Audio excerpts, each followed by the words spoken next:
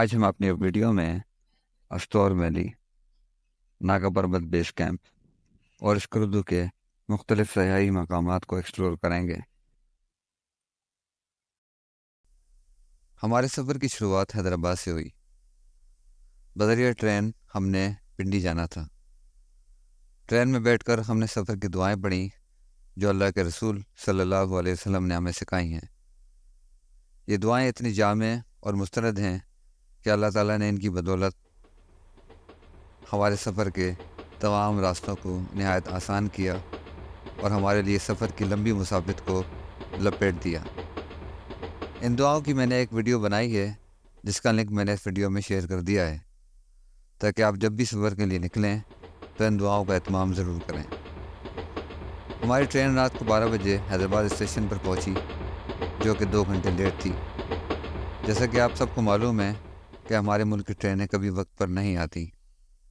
بہرحال رات کو 12 بجے ہماری ٹرین حیدرآباد سے روانہ ہوئی جس سے شام 4 بجے لاہور پہنچنا تھا۔ لاہور پہنچنے سے پہلے میں نے اپنے کزن کو فون کر دیا تھا کہ ہمارے لیے لاہور کی روایتی ڈش کلچے، چنے اور پیڑوں والی لسی لے کر آئے کیونکہ ہم سفر کی کوئی بھی چیز مس نہیں کرنا چاہتے تھے۔ لاہور اسٹیشن سے ہماری ٹرین شام 4 بجے روانہ ہوئی اور تقریباً ہم لوگ رات کو 12 بجے پنڈی پہنچ گئے۔ اس دوران ہماری ٹرین 4 سے 5 گھنٹے لیٹ ہو گئی۔ حیدرآباد سے پنڈی کا سفر نہایت ہی کمفرٹیبل تھا جس کی وجہ سے ہمیں تھکاوٹ کا احساس نہیں ہوا، لہٰذا ہم نے ارادہ کیا ہم اپنے سفر کو جاری رکھیں اور کہیں بھی قیام نہ کریں۔ پنڈی اسٹیشن سے نکلتے ہی ہم اپنی گاڑی میں بیٹھے جو کہ ہم نے پہلے ہی سے بک کرائی ہوئی تھی۔ اس کا ڈرائیور استور ویلی کا مقامی ڈرائیور تھا جو کہ ناردرن ایریاز کے سارے راستوں سے بخوبی واقف تھا۔ پنڈی سے رات 12 بجے روانہ ہونے کے بعد ہم نے 3:30 بجے ایک پیٹرول پمپ پر بریک کیا۔ رات کے وقت پہاڑوں سے بہتا پانی اور پمپ کے احاطے میں چھوٹی سی مسجد ایک بہت خوبصورت منظر پیش کر رہی تھی۔ شدید ترین ٹھنڈے پانی سے وضو کرنے کے بعد ہم نے نماز فجر ادا کی۔ نماز فجر ادا کرنے کے بعد نہایت اطمینان حاصل ہوا اور ہم ایک دم ریفریش ہو گئے۔ تقریباً صبح 7:30 بجے ہم ناران پہنچ گئے تھے۔ ناران پہنچنے کے بعد ہم نے گرم گرم پراٹھوں اور آملیٹ سے ناشتہ کا انجوائے کیا اور ناران کی خوبصورت ویلی سے اپنی آنکھوں کو ٹھنڈا کیا۔ ناران کاغان ویلی ایکسپلور کرنے کے لیے میں ایک ویڈیو ضرور بناؤں گا تاکہ آپ ناران کاغان کو بھی ایکسپلور کر سکیں۔ یہاں کے مقامات بہت ہی خوبصورت ہیں۔ جھیل سیف الملوک، لال زار، بابو سر ٹاپ، لولو سر جھیل، کیائی وغیرہ شامل ہیں۔ زیادہ تر لوگ ناران میں اسٹے کرتے ہیں لیکن میں اس سے اتفاق نہیں کروں گا کیونکہ ناران میں اب لوگوں کا رش بڑھ گیا ہے جس کی وجہ سے پیک سیزن میں ہوٹل کے کرائے آسمانوں پر پہنچ جاتے ہیں۔ میرا ذاتی مشورہ یہ ہے کہ جب بھی آپ ناران کاغان ویلی کا ارادہ کریں آپ ناران اسٹے نہ کریں بلکہ ناران سے آگے آدھے گھنٹے کی ڈرائیو پر باٹا کنڈی گاؤں ہے جو کہ ایک بہت خوبصورت ویلی ہے اور یہاں پر ہوٹل کے کرائے بھی نہایت معقول ہیں۔ ناران پہنچ کر تھوڑی تھکاوٹ کا احساس ضرور ہوا کیونکہ سفر بہت لمبا تھا۔ ہم نان اسٹاپ حیدرآباد سے چلے ہوئے تھے، رات کو 12 بجے پنڈی پہنچے تھے اور صبح 8 بجے ناران، تو ہم نے سوچا کہ آج کا دن ناران میں اسٹے کیا جائے، لیکن ہمارا ایڈونچر ہمارا انتظار کر رہا تھا اور ہمیں اس بات کی جلدی تھی کہ ہم اپنی ڈیسٹینیشن پر پہنچ جائیں۔ ناران کاغان ہم نے متعدد دفعہ وزٹ کیا ہوا تھا، لہذا ناران اسٹے کرنے کا ارادہ ہم نے ترک کر دیا اور ہم نے گاڑی کو ایک اور دفعہ گیئر لگایا۔ اب ناران کے بعد ہماری منزل لولو سر لیک تھی۔ لولو سر جھیل ایک بہت خوبصورت اور ایک بہت بڑی جھیل ہے۔ لولو سر جھیل ناران سے تقریباً 40 سے 50 کلومیٹر کی دوری پر واقع ہے۔ یہ جھیل اپنے رنگ بدلتی رہتی ہے۔ اس جھیل کا رنگ کبھی نیلا اور کبھی ہرا ہو جاتا ہے۔ موسم کے لحاظ سے اس جھیل کا بدلتا ہوا رنگ قدرت کا ایک شاہکار ہے جو کہ سیاحوں کو اپنی طرف مائل کیے رہتا ہے۔ جھیل پر تقریباً ہم نے 1 گھنٹہ قیام کیا۔ اس جھیل کی خوبصورتی کو انجوائے کیا، تھوڑی سی فوٹوگرافی کی اور بابو سر ٹاپ کا سفر باندھ لیا۔ لولو سر جھیل سے بابو سر ٹاپ کا راستہ تقریباً 20 کلومیٹر ہے۔ بابو سر ٹاپ نہایت ہی ٹھنڈا علاقہ ہے، تو کوشش کریں یہاں جب بھی آپ آئیں تو اپنے ساتھ گرم کپڑے ضرور رکھیں۔ بابوسر ٹاپ سے اترتے وقت نہایت احتیاط کریں کیونکہ چڑھائی سے زیادہ مشکل اترائی ہوتی ہے۔ اپنی گاڑی فرسٹ اور سیکنڈ گیئر میں چلائیں اور بریک کا استعمال حسب ضرورت کریں۔ بریک کے زیادہ استعمال سے آپ کے ویل گرم ہو جاتے ہیں جس کی وجہ سے آپ کو پریشانی کا سامنا کرنا پڑ سکتا ہے۔ بابوسر ٹاپ سے ہم نے چلاس جانا تھا۔ چلاس نہایت گرم علاقہ ہے اور بابوسر ٹاپ اتنا ہی ٹھنڈا۔ فطرت کے بدلتے ہوئے موسم ہماری سمجھ سے بالائے تر ہیں۔ دراصل چلاس لینڈ سلائڈنگ ایریا ہے جس کی وجہ سے لوگوں کو کافی مشکلات کا سامنا کرنا پڑتا ہے۔ بعض دفعہ تو 2 سے 4 گھنٹے میں ٹریک کلیئر ہو جاتا ہے اور بعض دفعہ اس کو 24 سے 48 گھنٹے لگ جاتے ہیں۔ تو کوشش کریں کہ دعاؤں کا اہتمام کریں اور اپنے ساتھ کھانے پینے کی وہ تمام چیزیں رکھیں جس کی آپ کو ضرورت پڑ سکتی ہے۔ بہرحال اللہ کے فضل و کرم سے اور دعاؤں کی بدولت ہمیں دوران سفر کسی لینڈ سلائڈنگ کا سامنا پیش نہیں کرنا پڑا۔ چلاس کراس کرنے کے بعد ہم نے ایک چھوٹے سے ہوٹل میں لنچ کیا اور وہاں سے بیٹھے ہوئے دریا کا انجوائے کیا۔ دریا بہت خطرناک اور موجیں مارتا ہوا دریا تھا۔ تھوڑی دیر ہوٹل میں قیام کرنے کے بعد ہم نے سفر دوبارہ شروع کیا اور تقریباً 4 بجے ہم اپنے ڈیسٹینیشن استور ویلی پہنچ چکے تھے۔ استور ویلی پہنچنے تک ہم لوگ بہت تھک گئے تھے۔ 44 گھنٹے کے نان اسٹاپ سفر نے ہمیں تقریباً توڑ دیا تھا، لیکن بہرحال ایک ایڈونچر تھا۔ اس ایڈونچر نے ہمیں کہیں رکنے نہیں دیا اور ہمارے حوصلوں کو پست بھی نہیں ہونے دیا۔ ہم سفر کی تمام مشکلات کو بالائے طاق رکھتے ہوئے آگے بڑھتے رہے اور بڑھتے رہے۔ استور ویلی نہایت ہی خوبصورت اور لش گرین ویلی ہے۔ استور ویلی سے تقریباً 15 منٹ کی ڈرائیو پر چھوٹا سا گاؤں ہے جس کا نام ہے چونگرا۔ چونگرا میں ہمارا ایک بہترین ریسٹ ہاؤس بک تھا اور یہ ریسٹ ہاؤس ہمارے دوست عابد بھائی نے بک کیا ہوا تھا جو کہ استور کے مقامی تھے۔ گرم گرم شاور لینے کے بعد ہم نے چائے پی۔ رات کا وقت ہوا جاتا تھا۔ عابد بھائی نے ہمارے لیے ایک بہترین ڈنر کا انتظام کیا ہوا تھا۔ اس ڈنر کی خاص بات گرم گرم روٹیاں تھیں۔ ہمارے ریسٹ ہاؤس کے برابر میں ایک نان بھائی تھا جس کو علم ہو گیا تھا کہ ہم عابد بھائی کے مہمان ہیں، تو وہ ہمارے لیے اسی وقت گرم گرم روٹیاں بناتا تھا۔ اس کی مہمان نوازی مجھے ہمیشہ یاد رہے گی۔ کھانا کھانے کے بعد ہم ریسٹ کرنے اپنے کمروں میں چلے گئے۔ صبح اٹھنے کے بعد جب ہم نے اپنے کمرے کی کھڑکی سے باہر دیکھا تو بہت ہی شاندار ویو تھا۔ اونچے اونچے پہاڑوں پر پھیلی ہوئی برف سورج کی پہلی کرنوں کی وجہ سے پہلے تو وہ گولڈن ہوئی اور پھر چمکتی ہوئی چاندی کا منظر پیش کرنے لگی۔ اس نظارے اور بہتے ہوئے دریا نے ہماری ساری تھکاوٹ دور کر دی اور مجھے یقین نہیں آ رہا تھا کہ 44 گھنٹے کے سفر کے بعد ہم اتنے حشاش بشاش اٹھیں۔ ناشتہ کرنے کے بعد ہم نے ارادہ کیا کہ آج کا دن ہم استور ویلی میں گزاریں گے، لہٰذا ہم استور ویلی کے چھوٹے چھوٹے گاؤں کو ایکسپلور کرنے کے لیے نکل پڑے۔ یہاں کے لوگ بڑے مہمان نواز ہیں۔ یہاں زیادہ ٹورسٹ نہیں آتے۔ ٹورسٹ چونگرا میں قیام کرنے کے بعد راما میڈو اور راما لیک کی طرف چلے جاتے ہیں۔ استور ویلی کے گاؤں میں صرف ہماری واحد فیملی تھی جو کہ پورے گاؤں میں نمایاں ہو رہی تھی۔ سب کو علم ہو گیا تھا کہ ہم عابد بھائی کے مہمان ہیں۔ ہم جہاں سے بھی گزرتے تو وہاں کے لوگ ہمیں اپنے ساتھ چیری اور خوبانی کے باغات لے جاتے ہیں۔ چیری تقریباً پک چکی تھی اور خوبانیاں بھی بہت میٹھی تھی۔ کبھی ہم خود درخت پر چڑھ کر خوبانیاں اور چیری توڑتے اور کبھی وہ لوگ ہمیں توڑ توڑ کر پیش کرتے۔ ہم نے اتنی چیریز اور خوبانیاں اپنی زندگی میں پہلے کبھی نہیں کھائیں۔ خاص طور پر میں خوبانیوں کا ذکر ضرور کروں گا کہ وہ اتنی میٹھی تھی کہ میں نے ایسی خوبانیاں کبھی نہیں کھائیں۔ ان خوبانیوں کو یہاں نہیں لایا جا سکتا، یہ خراب ہو جاتی ہیں۔ البتہ ڈرائی ہو کر یہ خوبانیاں یہاں ضرور آتی ہیں۔ بہرحال میں نے یہ خوبانیاں حیدرآباد میں نہیں دیکھی۔ یہاں کے لوگ مہمان نوازی میں کوئی کسر نہیں چھوڑتے ہیں۔ کوئی ہمیں لنچ کے لیے دعوت دے رہا تھا تو کوئی ہمیں چائے اور سنیکس کے لیے بلا رہا تھا۔ ہم نے ان کا بہت شکریہ ادا کیا اور استور ویلی کے گاؤں گھوم کر ہم ایک لش گرین باغ میں بیٹھ گئے۔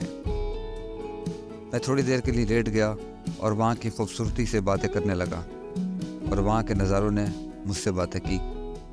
یہ لمحات میں اپنی زندگی میں کبھی نہیں بھولوں گا۔ شام کا وقت ہوا جاتا تھا، ہم واپس اپنے ریسٹ ہاؤس آ گئے کیونکہ دوسرے دن ہماری منزل راما میڈوز تھی۔ راما میڈوز کا راستہ نہایت خوبصورت اور دلکش ہے۔ ہرے بھرے کھیت اور باغات اس راستے کی خوبصورتی کو چار چاند لگا دیتے ہیں۔ اونچے نیچے پہاڑوں سے ہوتے ہوئے ہم راما میڈو بآسانی 45 منٹ میں پہنچ گئے۔ پہاڑوں کے درمیان واقع راما میڈو قدرت کا ایک شاہکار نظر آتا ہے۔ راما میڈو میں صرف 2 یا 3 ہوٹل ہیں۔ یہ دراصل کیمپنگ سائٹ ہے۔ یہاں پر آپ کو کیمپ 1000 سے لے کر 3000 تک بآسانی مل جاتا ہے۔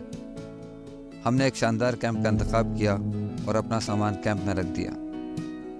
کیمپ سے باہر آ کر ہم نے چائے پی اور راما میڈو کی خوبصورتی کو ایکسپلور کرنے لگے۔ یہاں آ کر آپ سب کچھ بھول جائیں گے کہ آپ نے پیچھے کیا چھوڑا ہوا ہے۔ سارا دن راما میڈو کی خوبصورتی کو ایکسپلور کرتے رہے اور کیمپ کے باہر آ کر بیٹھ گئے، جہاں پر عابد بھائی نے ہمارے لیے بون فائر کا انتظام کیا ہوا تھا۔ اس بون فائر سے ہم نے بھرپور انجوائے کیا۔ یہاں پر آپ کو 3 اسپاٹ مل جاتے ہیں: راما میڈو، راما لیک اور راما فارسٹ۔ کھانا کھانے کے بعد ہم کیمپ میں چلے گئے، جو کہ بہت ہی کمفرٹیبل تھا۔ کیمپ میں رات گزارنے کا ایک الگ ہی مزہ ہے اور ایک بہترین تجربہ بھی۔ صبح ناشتہ کرنے کے بعد ہم نے اپنے سفر کا آغاز کیا، جو کہ راما لیک کی طرف تھا۔ راما لیک پہنچنے کے لیے آپ کو 1 سے 1.5 گھنٹے کی ٹریکنگ کرنا پڑتی ہے۔ 20 منٹ کی مسافت کے بعد جیپ ٹریک ختم ہو جاتا ہے۔ اس کے بعد ٹریکنگ شروع ہو جاتی ہے۔ یہاں پر گھوڑے بھی کرائے پر مل جاتے ہیں۔